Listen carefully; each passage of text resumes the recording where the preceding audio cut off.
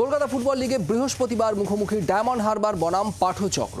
এর আগের ম্যাচে নৈহাটিতে সাধারণ সমিতিকে 2-0 গোলে হারিয়ে দেয় ডায়মন্ড। লিগে গ্রুপ টেবিলে শীর্ষে রয়েছে ডায়মন্ড হারবার ক্লাব। বর্তমানে 11 ম্যাচে 29 পয়েন্ট জবি জাসিনদের। অন্যদিকে 11 ম্যাচে 14 পয়েন্ট নিয়ে লিগ টেবিলে 6 নম্বরে রয়েছে পাঠচক্র।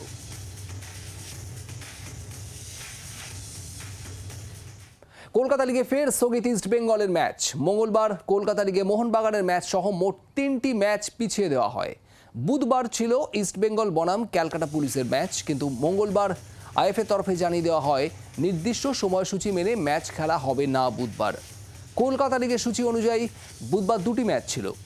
এছাড়াও গত 22শে আগস্ট বৃষ্টিতে ভেসে গিয়েছিল মোহামেডান সুরুচি সংঘের ম্যাচের দ্বিতীয়ার্ধ। সেই ম্যাচের বাকি থাকা 45 মিনিটও খেলার কথা ছিল বুধবার, কিন্তু সেই ম্যাচও পিছিয়ে দেওয়া হয়। বুধবারের ম্যাচগুলো কবে আয়োজন করা হবে সেই নিয়ে এখনো কোনো বিস্তারিত তথ্য মেলেনি। বাংলার আওয়াজ, বাঙালির আবেগ, জি 24 ঘন্টা।